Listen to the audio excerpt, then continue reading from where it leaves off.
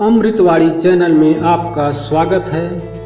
क्या आपने कभी किसी ऐसे मंदिर के बारे में सुना है जिसके शिखर पर लगा ध्वज हवा के विपरीत दिशा में लहराता हो और उस मंदिर के ऊपर से कोई भी पक्षी नहीं उड़ता है, और जहां समुद्र की आवाज़ उस मंदिर में प्रवेश करते ही शांत हो जाती है? क्या आपने कभी ऐसे देवता के बारे में सुना है जिनकी मूर्ति हर 12 से 19 साल में स्वयं नष्ट हो जाती है और फिर एक दिव्य प्रक्रिया से पुनः जीवंत हो उठती है? तो स्वागत है इस अद्भुत यात्रा में। आज हम जानेंगे भारत के सबसे रहस्यमयी और दिव्य मंदिर श्री जगन्नाथ मंदिर की अविश्वसनीय गाथा, इसके निर्माण से लेकर आज तक के चमत्कार और रहस्यों को जिन्हें विज्ञान भी सुलझाने में असफल रहा है। पूरा देखने के लिए वीडियो में अंत तक बने रहें। हमारे YouTube चैनल अमृतवाणी को लाइक करें, शेयर करें और नए हैं तो सब्सक्राइब जरूर करें। आइए मंदिर की स्थापना और ऐतिहासिक कथा को विस्तार से जानते हैं। पुरी के इस भव्य मंदिर का इतिहास हजारों साल पुराना है। पुराणों में बताया गया है कि भगवान श्री कृष्ण के अवसान के बाद उनके नश्वर शरीर को जलाने के लिए अर्जुन ने काफ़ी प्रयत्न किया। पूरा शरीर तो जल गया, लेकिन उनका हृदय नहीं जल पाया। कहा जाता है कि वह दिव्य हृदय एक नीलमणि के रूप में परिवर्तित हो गया, जिसे बाद में समुद्र की लहरें बहाकर ले गईं। समय बीतता गया और सतयुग में उड़ीसा के एक महान राजा इंद्रद्युम्न ने एक दिव्य स्वप्न देखा।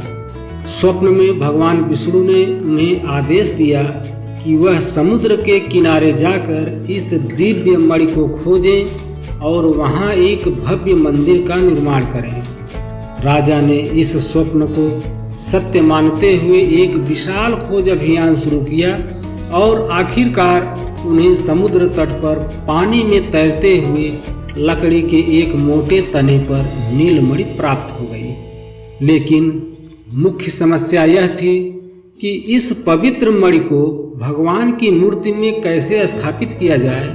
तभी भगवान विष्णु स्वयं एक वृद्ध कारीगर के रूप में प्रकट हुए और कहा कि मैं स्वयं इस लकड़ी के तने से इन मूर्तियों का निर्माण करूंगा और इन मूर्तियों का निर्माण एक बंद कमरे में करूंगा। एवं उन्होंने यह शर्त रखी, जब तक मूर्ति निर्माण पूरा न हो जाए कोई भी दरवाज़ा नहीं खोलेगा, और यदि दरवाज़ा पहले ही खोल दिया गया तो मूर्तियां जिस स्थिति में होंगी उसी स्थिति में रह जाएंगी। राजा ने इस नियम का पालन किया। कई दिनों तक मूर्ति निर्माण का कार्य चलता रहा और मूर्ति बनाने की आवाज़ बाहर तक आती रही। लेकिन कुछ दिनों बाद जब कोई आवाज़ अंदर से नहीं आई तो राजा ने घबराकर दरवाज़ा खोल दिया। वहाँ जो देखा वह अविश्वसनीय था। मूर्तियाँ अधूरी थी और मूर्तियों को बनाने वाला वृद्ध कारीगर गायब था। लेकिन तभी आकाशवाणी हुई, यही भगवान की इच्छा है और यही उनकी दिव्य रूप की पराकाष्ठा है। इन्हीं मूर्तियों को मंदिर में स्थापित कीजिए। और बाद में इन अधूरी बनी मूर्तियों को मंदिर में स्थापित किया गया। भगवान जगन्नाथ मंदिर के अनेक रहस्य और चमत्कार हैं। आइए इन्हें भी जानें। श्री जगन्नाथ मंदिर के शिखर पर प्रत्येक दिन एक नया ध्वज फहराया जाता है। यह कार्य 1800 वर्षों से निरंतर चला आ रहा है। लेकिन क्या आप जानते हैं कि यह ध्वज हवा की विपरीत दिशा में लहराता है? ऐसा क्यों होता है? इसका कोई ठोस वैज्ञानिक कारण आज तक नहीं मिल पाया है। एक और रहस्य मंदिर के ऊपर स्थित सुदर्शन चक्र। यह अद्भुत चक्र इस तरह से स्थापित किया गया है कि इसे किसी भी दिशा से देखें, यह हमेशा आपको सामने ही दिखाई देगा। क्या यह वास्तुशिल्प का चमत्कार है या कुछ और? इसे भी कोई समझ नहीं पाया।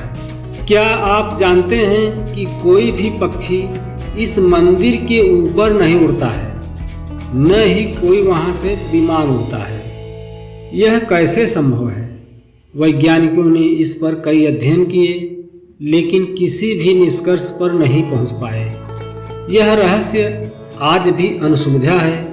कुछ लोग इसे मंदिर की अद्भुत वास्तुकला और ऊर्जा का प्रभाव मानते हैं, तो कुछ इसे भगवान जगन्नाथ की दिव्य कृपा का परिणाम समझते हैं। क्या यह कोई अदृश्य शक्ति है या कोई ऐसा वैज्ञानिक कारण जो अब तक खोजा नहीं जा सका?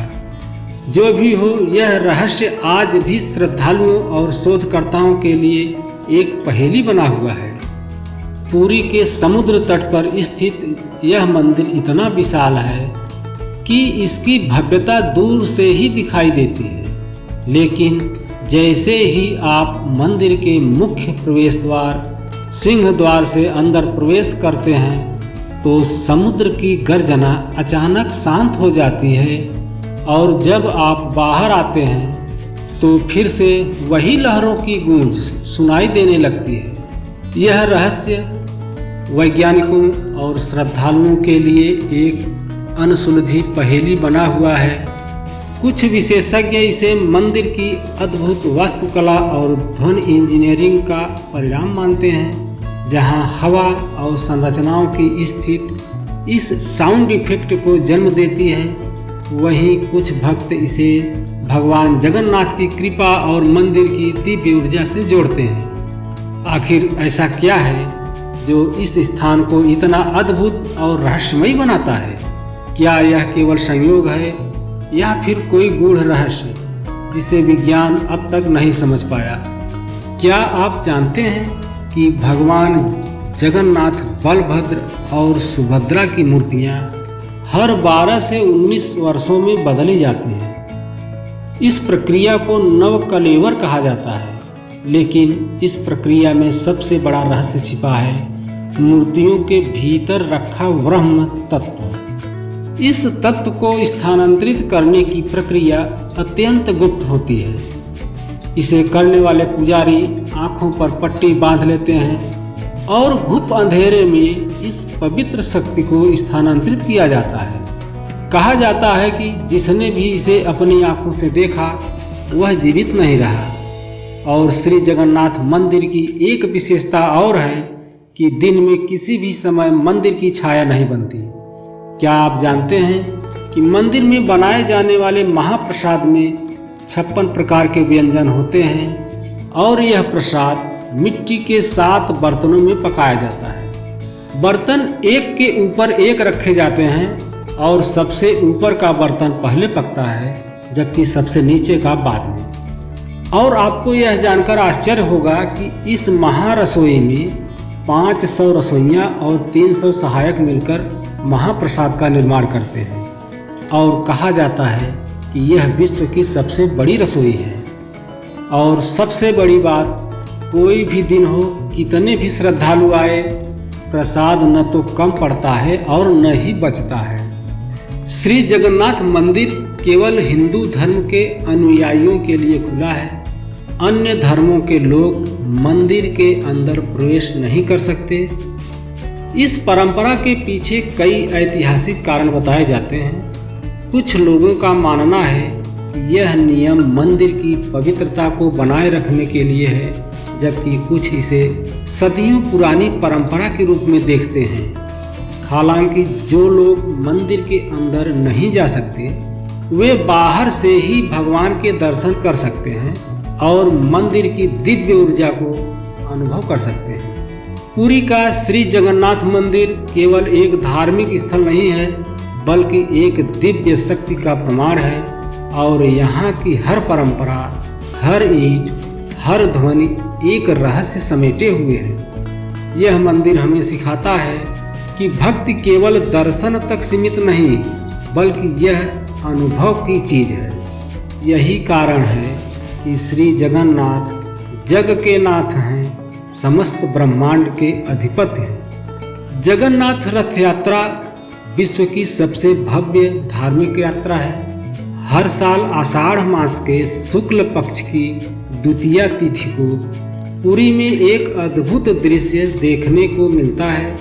लाखों की संख्या में श्रद्धालु भगवान श्री जगन्नाथ, उनके बड़े भाई बलभद्र और बहन सुभद्रा की दिव्य यात्रा के साक्षी बनते हैं। यह केवल एक धार्मिक उत्सव नहीं बल्कि एक ऐसा अनूठा पर्व है जिसमें भगवान स्वयं अपने भक्तों के बीच आते हैं। आज हम आपको बताएंगे कि यह यात्रा कैसे शुरू हुई, किस तरह की परंपरा निभाई जाती है और इस महायात्रा में कौन कौन लोग शामिल हो सकते हैं। भगवान जगन्नाथ की रथ यात्रा से जुड़ी कई पौराणिक कथाएं हैं, लेकिन सबसे प्रसिद्ध कथा श्री कृष्ण के द्वारका से संबंध रखती है।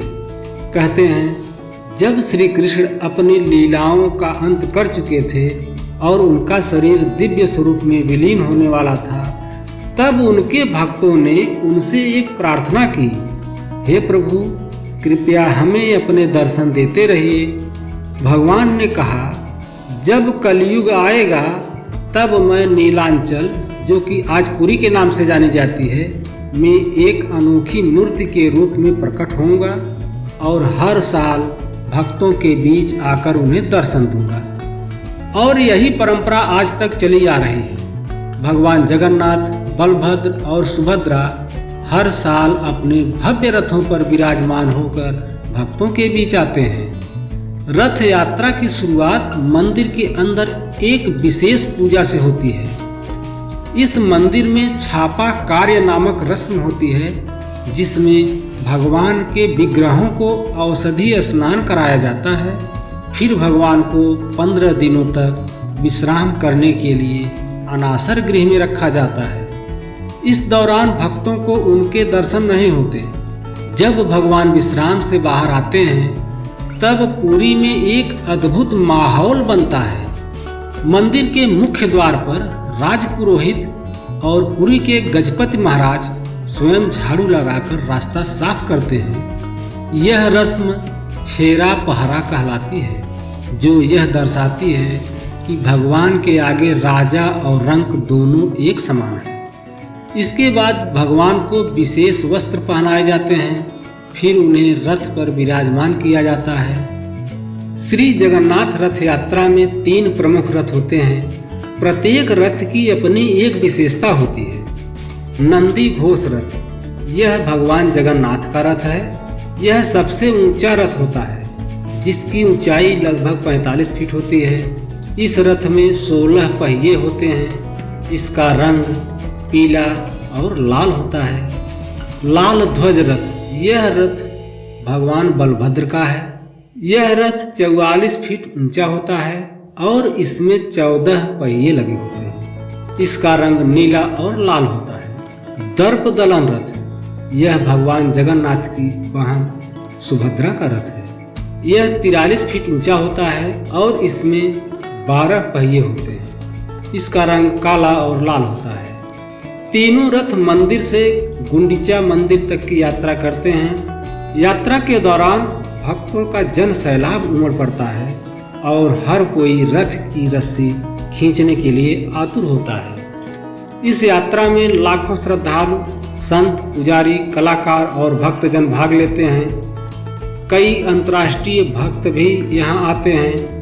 भक्तों का मानना है कि यदि वे स्वयं भगवान के रथ की रस्सी खींच लें तो उनके सभी पाप मिट जाते हैं और वे मोक्ष के भागी बनते हैं। पुरी के गजपति राजा इस यात्रा के मुख्य संरक्षक होते हैं। इसके अलावा कई मंदिर के सेवादार, पुजारी और स्थानीय प्रशासन इस संपूर्ण यात्रा को सुचारू रूप से संपन्न कराने में सहायता करते हैं।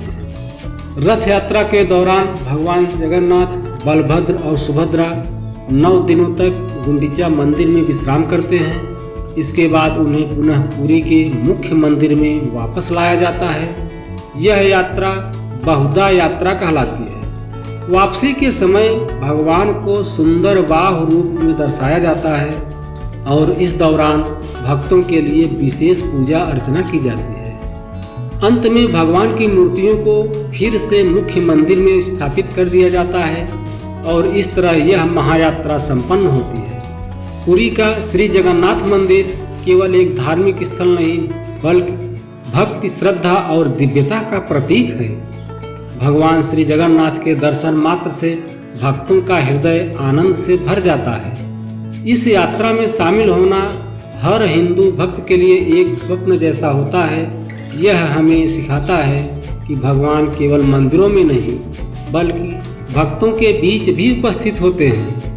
तो जब भी आपको अवसर मिले एक बार इस दिव्य यात्रा का अनुभव अवश्य करें।